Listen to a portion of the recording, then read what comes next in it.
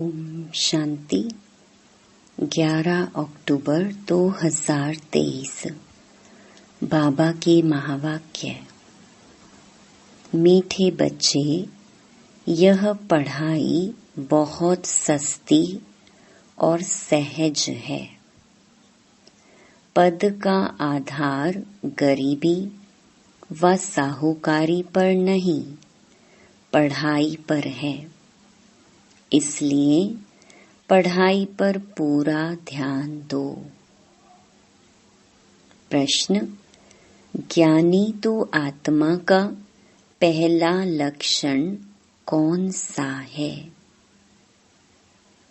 उत्तर: वह सभी के साथ अति मीठा व्यवहार करेंगे। किसी से दोस्ती, किसी से दुश्मनी रखना, ये ज्ञानी तो आत्मा का लक्षण नहीं। बाप की श्रीमत है, बच्चे अति मीठा बनो। प्रैक्टिस करो, मैं आत्मा इस शरीर को चला रही हूँ। अब मुझे घर जाना है। गीत: तू प्यार का सागर है। ओम शांति। बच्चों ने किसकी महिमा सुनी? निराकार बेहद के बाप की।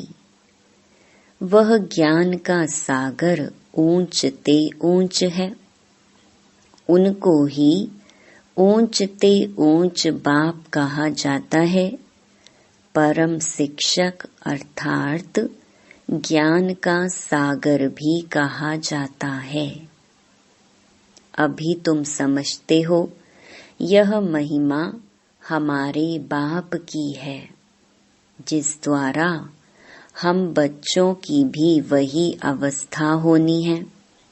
वह बड़े ते बड़ा बाप है, कोई साधु सन्यासी तो नहीं है। यह तो बेहद का बाप निराकार परम पिता परमात्मा है। तुम बच्चों की बुद्धि में है कि यह हमारा बेहद का माता पिता, पति आदि सब है। फिर भी वह नशा स्थायी नहीं रहता। घड़ी घड़ी बच्चों को भूल जाता है। यह तो ऊंच ते ऊंच और अति मीठे ते मीठा बाप है, जिसको सभी आधा कल्प याद करते हैं। लक्ष्मी नारायण को इतना याद नहीं करेंगे। भक्तों का भगवान एक ही निराकार है। उनको ही सब याद करते हैं। भल कोई लक्ष्मी नारायण को, कोई गणेश आदि को मानने वाले होंगे, फिर भी मुख से हे भगवान शब्द ही निकलेगा। हे परमात्मा अक्षर जरूर सबके मुख से निकलता है। आत्मा उनको याद करती है। जिस्मानी भक्त जिस्मानी चीज को याद करते हैं, तो भी आत्मा इतनी पिताव्रता है जो अपने बाप को जरूर याद करती है। दुख में झट आवाज निकलता है, हे परमात्मा। यह जरूर समझते हैं कि वह परमात्मा निराकार है, परंतु उनका महत्व नहीं जानते। अभी तुम महत्व को जानते हो कि वह तो अब हमारे सम्मुख आई हैं। वह है स्वर्ग का रचयिता। हमको सम्मुख पढ़ा रहे हैं। यह एक ही पढ़ाई है। वह जिस्मानी पढ़ाइयाँ तो भिन्न भिन्न प्रकार की होती हैं। कोई का मन पढ़ाई में नहीं लगता है तो छोड़ भी देते हैं। यहाँ इस पढ़ाई में पैसे आदि की कोई बात नहीं। वह गवर्नमेंट भी गरीबों को फ्री पढ़ाती है। यहाँ तो है ही मुफ्त में पढ़ाई, फीस कुछ भी नहीं। बाप को गरीब निवाज कहा जाता है, गरीब ही पढ़ते हैं। यह है बहुत सहज और सस्ती पढ़ाई। मनुष्य अपने को इंश्योर भी करते हैं। यहाँ भी तुम इंश्योर करते हो, कहते हो बाबा आप हमें स्वर्ग में 21 जन्मों का एवजा देना। भक्ति मार्ग में ऐसे नहीं कहते कि हे परम पिता परमात्मा हमको 21 जन्म लिए वर्षा दो।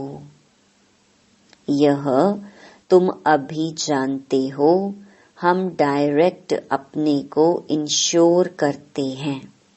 यह तो हमेशा कहते हैं फल देने वाला ईश्वर है, सबको ईश्वर ही देते हैं। भल कोई भी साधु संत अथवा रिद्धि सिद्धि वाला हो, देने वाला सबको ईश्वर है। आत्मा कहेगी देने वाला ईश्वर है, दान पुण्य आदि करते हैं, फिर भी उसका फल देने वाला ईश्वर ही है। उस पढ़ाई में कोई खर्चा नहीं है। बाबा ने समझाया है गरीब का भी इतना ही इंश्योर होता है। साहूकार लाख करेगा सो उनको लाख का मिलेगा। गरीब 1 रुपया करेंगे, साहूकार 5000 करें तो भी एवजा दोनों को इक्वल बराबर मिलना है। गरीबों के लिए बहुत सहज है, कोई फीस नहीं लगती। गरीब अथवा साहूकार दोनों बाप से वर्षा पाने के हकदार हैं। सारा मदार पढ़ाई पर है। गरीब अच्छा पढ़ते हैं तो उनका पद साहूकार से भी ऊंच हो जाता है। पढ़ाई ही कमाई है, बड़ी सस्ती और सहज पढ़ाई है। सिर्फ इस मनुष्य सृष्टि झाड़ के आदि मध्य अंत को जानना है, जिसको कोई भी मनुष्य मात्र जानता नहीं है। त्रिकालदर्शी कोई हो नहीं सकता। सब कह देते बेअंत है, समझते हैं मनुष्य सृष्टि का बीज परमात्मा है। यह उल्टा झाड़ है। फिर भी कह देते हम यथार्थ रीति नहीं जानते हैं। बरोबर यथार्थ तो बाप ही बताएंगे जो नॉलेजफुल हैं। सारा मदार तुम बच्चों की पढ़ाई पर है। अभी तुम नंबरवार पुरुषार्थ अनुसार जानते हो। तुम मास्टर ज्ञान सागर हो।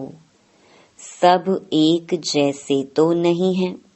कोई बड़ी नदी, कोई छोटी नदी है। पढ़ते सब अपने अपने पुरुषार्थ अनुसार हैं।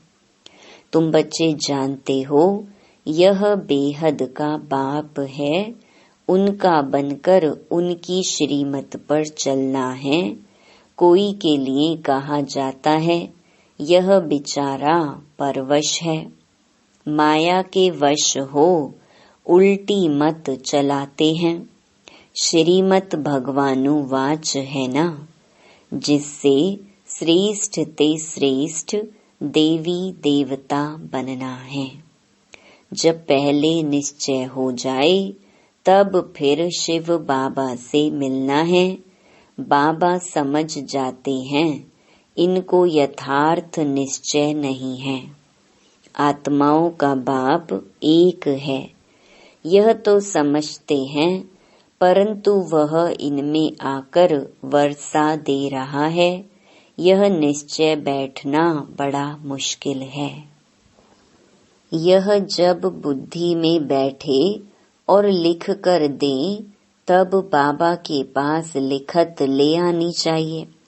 समझेंगे यह तो बरोबर ठीक है, इतना समय जो समझते आए सो रॉन्ग है। ईश्वर सर्वव्यापी नहीं है, वह तो बेहद का बाप है। बरोबर भारत को कल्प कल्प संगम पर बेहद के बाप द्वारा वर्षा मिलता है। संगम पर और इसी समय ही मिला था, अब फिर मिल रहा है। यह लिखाना है। बरोबर बाप संगम पर ही आते हैं, आकर बी के द्वारा स्वर्ग की रचना रचते हैं। जब लिख कर दे तब उस पर समझा सकेंगे तुम किसके पास आए हो, क्या लेने आए हो। ईश्वर का रूप तो निराकार है।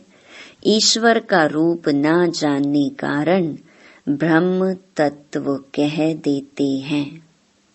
बच्चों को समझाया है वह तो बिंदी है, यह बात और किसकी बुद्धि में नहीं बैठेगी कि परमात्मा एक बिंदी है। आत्मा के लिए कहते हैं चमकता है सितारा भ्रकुटी के बीच में। वह छोटी सी चीज है तो विचार करना है पार्टधारी कौन है। इतनी छोटी आत्मा में कितना अविनाशी पार्ट नुंधा हुआ है। इन बातों में जब कोई डीप जाए तब उनको समझाना है। तुम्हारी आत्मा कहती है हमने 84 जन्म लिए हैं। वह सारा पार्ट छोटी सी बिंदी रूप आत्मा में मर्ज है, जो फिर इमर्ज होता है। इस बात से मनुष्य वंडर खाएंगे। यह बात तो कोई समझते नहीं। 84 जन्म हमारे रिपीट होते हैं। यह बना बनाया ड्रामा है। आत्मा में कैसे पार्ट नुंधा हुआ है, सुनकर मनुष्य वंडर खाएंगे। बरोबर मैं आत्मा कहती हूँ, हम आत्मा एक शरीर छोड़ दूसरा लेती हूँ। यह हमारा पार्ट नुंधा हुआ है, जो ड्रामा अनुसार रिपीट होता है। ये बातें कमजोर बुद्धि वाले कभी धारण कर ना सके। यह सिमरन करना है, हम 84 जन्म ले पार्ट बजाता हूँ, शरीर धारण करता हूँ। जब यह सिमरन चलता रहे तब कहीं यह पूरा त्रिकालदर्शी है और दूसरे को भी त्रिकालदर्शी बनाने का पुरुषार्थ कर रहे हैं। समझाने की भी बच्चों में हिम्मत चाहिए। अंधों की लाठी बन नींद से सुजाग करना है। जाग सजनिया, अब नई दुनिया स्थापन होती है, पुरानी दुनिया का विनाश हो रहा है। तुमने त्रिमूर्ति ब्रह्मा विष्णु शंकर नाम नहीं सुना है? ब्रह्मा द्वारा स्थापना होती है। ये सब ब्रह्मा कुमार कुमारियां हैं ना। अकेले ब्रह्मा तो नहीं करेंगे, प्रजापिता के साथ जरूर ब्रह्मा कुमार कुमारियां होंगे। इनका बाप भी जरूर होगा जो इनको सिखलाने वाला है। इन ब्रह्मा को तो ज्ञान सागर नहीं कहेंगे। ब्रह्मा के हाथ में शास्त्र दिखाते हैं, परंतु परम पिता परमात्मा इनमें आकर इन द्वारा सभी वेदों शास्त्रों का सार बताते हैं। ब्रह्मा शास्त्रों का सार नहीं सुनाते, वह कहाँ से सीखे? उनका कोई भी बाप व गुरु होगा ना। प्रजापिता तो जरूर मनुष्य होगा और यहाँ ही होगा। वह ठहरा प्रजा को रचने वाला। उनको क्रिएटर ज्ञान सागर नॉलेजफुल नहीं कह सकते। ज्ञान सागर परम पिता परमात्मा ही हैं। वह आकर प्रजापिता ब्रह्मा द्वारा पढ़ाते हैं। इसको ज्ञान का कलश कहा जाता है। ये सारा मदार धारणा पर है। इंश्योर करो ना करो यह तुम्हारे ऊपर है। बाबा तो बहुत अच्छी रीति इंश्योर करते हैं। इंश्योरेंस मैग्नेट है। भक्ति मार्ग में भी तो ज्ञान मार्ग में भी बाप को सब आत्माएं भक्ति मार्ग में याद करती हैं कि बाबा आकर हमको दुख से छुड़ाओ। बाप वर्षा देंगे या तो शांति धाम या तो सुख धाम भेज देंगे। जिनको शांति का वर्षा मिलना है तो कल्प कल्प वही शांति का वर्षा लेंगे। तुम अब पुरुषार्थ कर रहे हो सुख का वर्षा लेने के लिए। इसमें पढ़ना है और फिर पढ़ाना है। जैसे बाप मीठे ते मीठा है, वैसे उनकी रचना भी मीठे ते मीठी है। स्वर्ग कितना मीठा है। स्वर्ग नाम तो सब मुख से लेते रहते हैं। कोई भी मरता है तो कहते हैं स्वर्गवासी हुआ, तो जरूर नरक में था, अब स्वर्ग में गया। जाता नहीं है तो भी कहते हैं तुमको लिखना चाहिए, जरूर हेल में था ना। यह हेल है, फिर उनको यहाँ मंगाने की खिलाने की क्यों कोशिश करते हैं। पितृ बुलाते हैं ना। आत्मा को बुलाना यह है पितृ को बुलाना। तुम फिर सभी पितरों के बाप को बुलाते हो। सभी आत्माओं का बाप बैठ तुमको पढ़ाते हैं। तुम कितनी गुप्त सेना हो शिव शक्तियाँ। शिव तो निराकार है ना, तुम शक्तियाँ हो उनके बच्चे। शक्ति आत्मा में आती है। मनुष्य जिस्मानी शक्ति दिखलाते हैं, तुम रूहानी शक्ति दिखलाते हो। तुम्हारा है योग बल। योग रखने से तुम्हारी आत्मा पवित्र होती है। आत्मा में जौहर आता है। तुम्हारे में मम्मा की ज्ञान तलवार सबसे तीखी है। यह कोई स्थूल कटारी व तलवार की बात नहीं है। आत्मा को समझ है कि मेरे में ज्ञान शंख ध्वनि करने की अच्छी ताकत है। हम शंख ध्वनि कर सकते हैं। कोई कहते हैं मैं शंख ध्वनि नहीं कर सकती हूँ। बाप कहते हैं ज्ञान की शंख ध्वनि करने वाले मुझे अति प्रिय हैं। मेरा परिचय भी ज्ञान से देंगे ना। बेहद के बाप को याद करो, यह भी ज्ञान दिया ना। बाप को याद करना है, इसमें मुख से कुछ बोलना नहीं है। अंदर में समझना है बाप हमको नॉलेज दे रहे हैं। बाप कहते हैं तुमको वापस चलना है, मुझे याद करो तो विकर्म विनाश होंगे। भगवानुवाच मन मना भव। तो जरूर वह निराकार होगा ना। साकार कैसे कहेंगे। मुझे याद करो। निराकार ही कहते हैं हे आत्माएं मुझे याद करो, मैं तुम्हारा बाप हूँ। मुझे याद करेंगे तो अंतमति सुगति हो जाएगी। तुम आत्माएं इस शरीर द्वारा कहती हो कि जीव की आत्मा अपने बाप को याद करो। बाप भी आत्माओं को कहते हैं मन मना भव।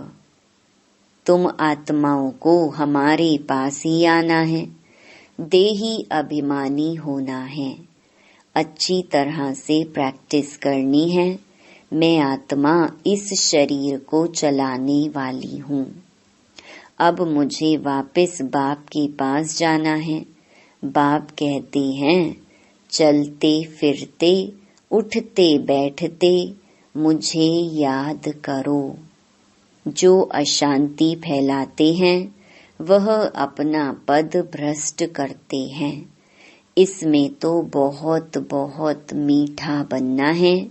गीत भी है ना, कितना मीठा कितना प्यारा शिव भोला भगवान। तुम भी उनके बच्चे भोले हो। फर्स्ट क्लास रास्ता बताते हो कि बाप को याद करो तो स्वर्ग के मालिक बनोगे। और कोई ऐसा सौदा दे ना सके तो बाप को बहुत याद करना चाहिए।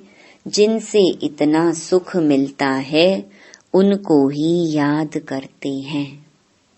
और पतित पावन आओ।